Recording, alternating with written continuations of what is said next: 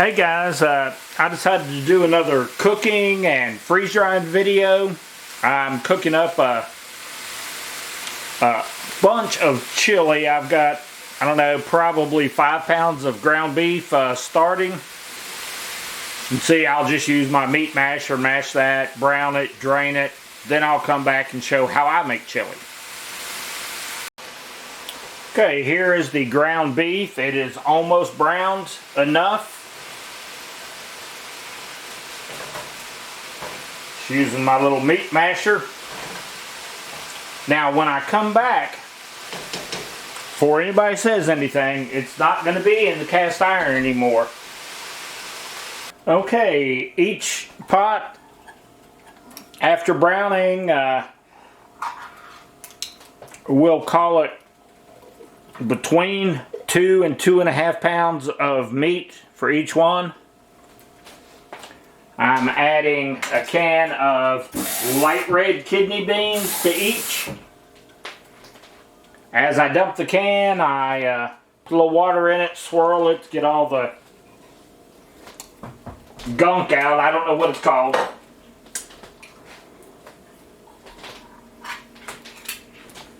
I'm actually going to end up putting 1.5 cans in each pot.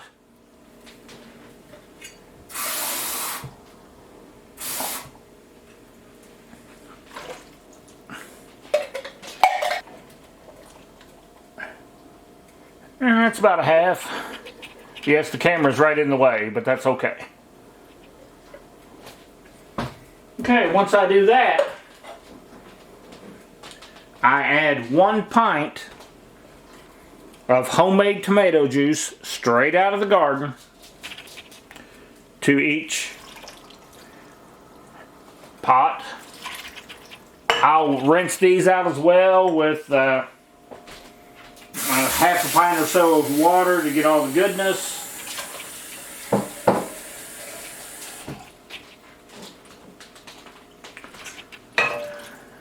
I'll add that.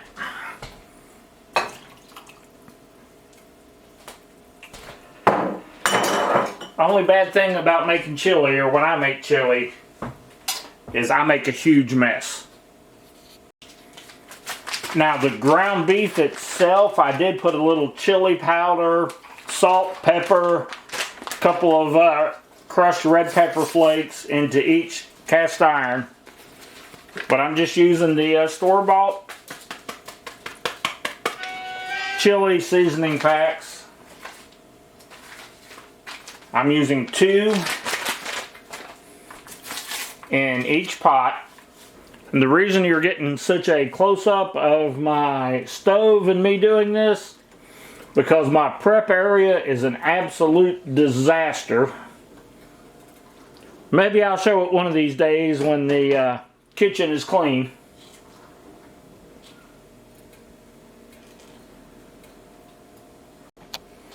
Had to change the battery in the camera.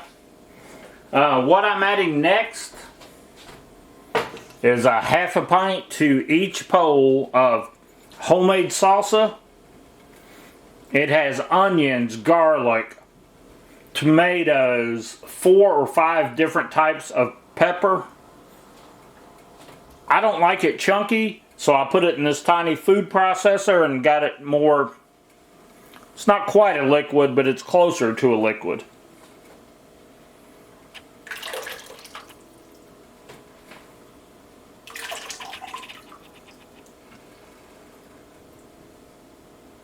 And my measurements, as you can see, are, that looks about right.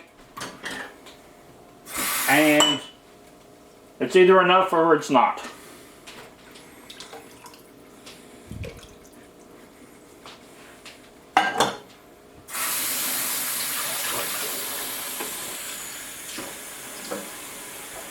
The meat already had, when I was just doing the meat itself, it already had salt, pepper, crushed red pepper.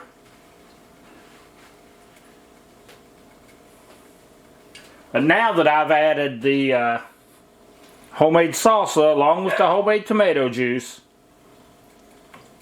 Luna, what are you barking at? I have the dishwasher on so that when I finish cooking, I will be able to put those dishes up and fill the dishwasher up with the mess I'm making here. Some people are not going to like this or are going to ask why I do it.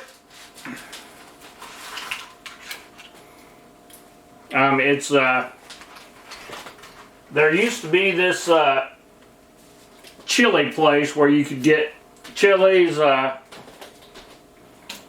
forget the name of it, but you could get chili a lot of different ways, up to 7 ways, leaving things in, taking things out.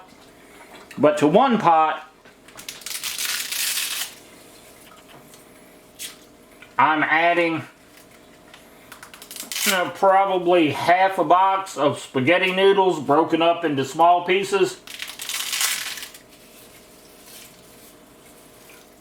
When I first heard about chili with spaghetti noodles in it, I didn't like it either, but if you've never ever eaten it, you need to try it. Plus, when I'm freeze drying that one, the addition of that little bit of pasta,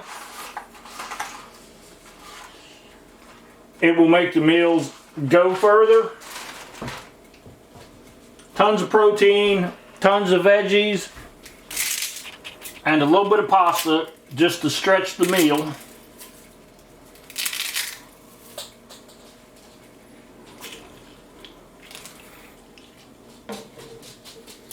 I did add a little extra water to the one with the pasta. Pasta will absorb a lot of that liquid. Okay, now just to turn them back up, bring them to heat, then simmer it.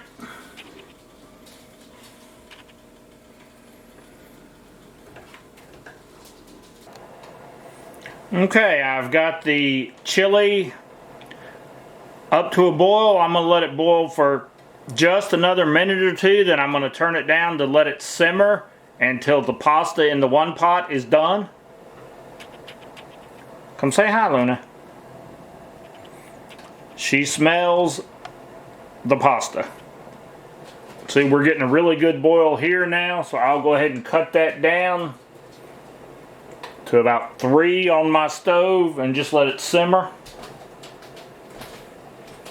The one with the pasta, I'm going to cut down to about 5 because it will take a little longer for that pasta to get done.